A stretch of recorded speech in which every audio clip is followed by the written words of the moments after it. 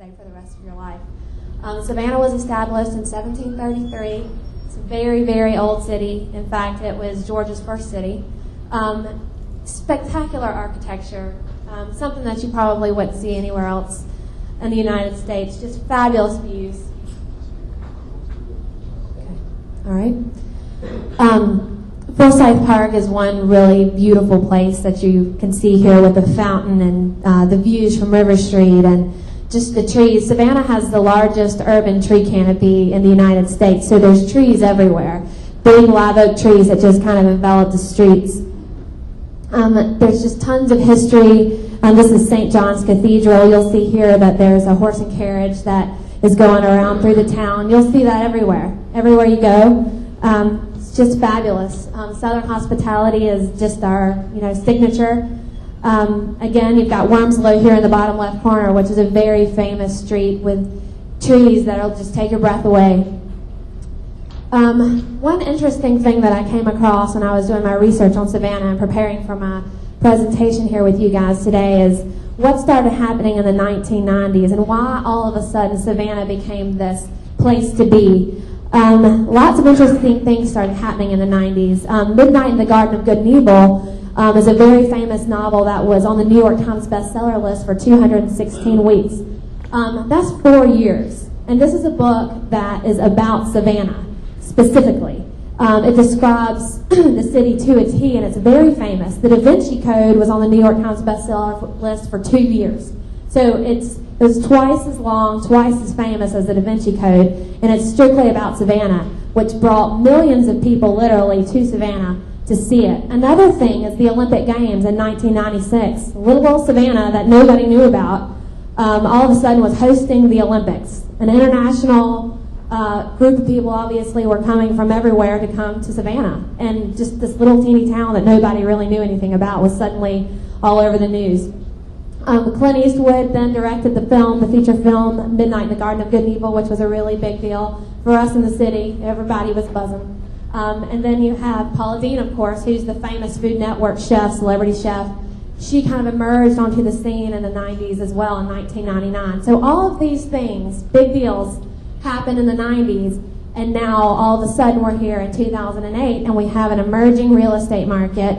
7 million people have come to Savannah in 2007. That's huge. That's the same as Cancun, Mexico. So nobody even really realizes that, but 7 million is a huge number. We've become one of the top places to retire in the United States. Money Magazine ranked us in the top 100. This was kind of an interesting little tidbit. We had a lunch with an economic analyst a few weeks ago, and he was telling us some really interesting things about coastal Georgia being one of the most attractive places to invest in the country over the next 10 years. With 77 million baby boomers getting ready to retire, and Savannah being poised on the East Coast as one of the most desirable places to live, it just makes a lot of sense that in the next 5 years, as those baby boomers start to retire, that the need for resources for those retirees is going to be extreme, and especially in the real estate market. I mentioned that we have a lot of exposure going on. HGTV just did a feature on Savannah. The $1 Million Home episode was a 2-hour special.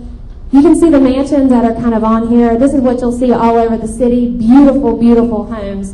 As we go into the presentation a little bit farther, the homes that I'm selling actually are little tiny versions of these.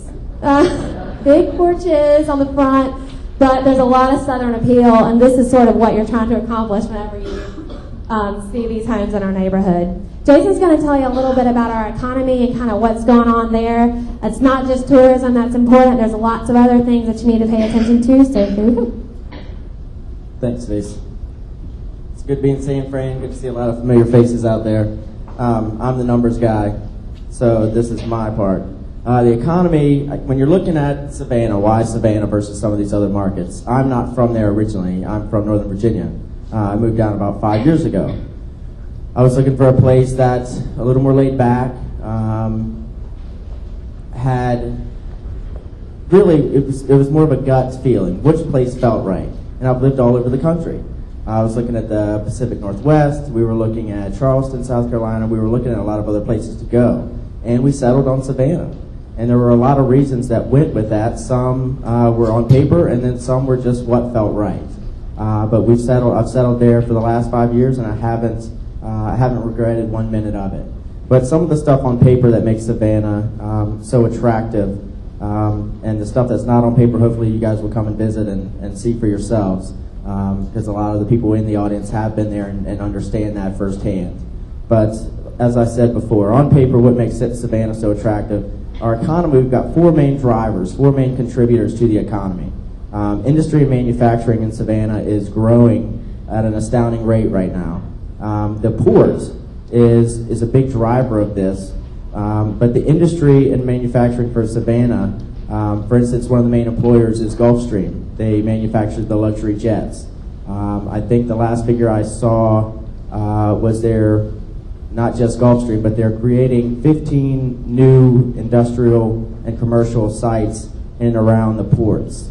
So we've got a ton of goods coming in, and we've got the land to put all these goods together and ship them in and ship them out. But the manufacturing sector is a huge driver for our local economy. And that is, as I said, tied to the port. Skipping over tourism real quick. The port is the largest employer in Georgia, I believe.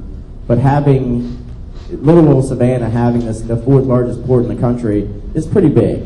We're second only to New York City on the East Coast. A ton of it, for those of you that have been down there, when you come down to River Street in Savannah, you see these gigantic ships coming in just loaded with cargo. And it's an amazing sight. But thinking also, other than just standing there like a little kid, like, whoa, I've never seen anything that big, you think about the impact that has on our local economy, and it's huge. Stacy talked a little bit about tourism. The military is the fourth contributor to this equation. Fort Stewart's the largest military base in size on the eastern seaboard. We've also got Hunter Army Airfield, which is in Savannah. But these two military bases bring in about, I think last year the figure was $1.5 billion into the local economy. And much of that money stays local. And that's not going anywhere. The military is coming and going. But that's a big, when you're talking about, well, why do we want to invest in Savannah? A lot of people that are renting these homes are military. These guys, they're staying longer now. A lot of people, the concern is, well, what happens when they get shipped to other places? The military has been changing around to where they're keeping these guys for longer tours in their community to keep them in the military. So they're staying 3 and 5 years, sometimes longer. And when they bring their families with them, they're not breaking leases. They're staying there for that consistency of having that home, that place to come home to. So that's a big driver for our rental market.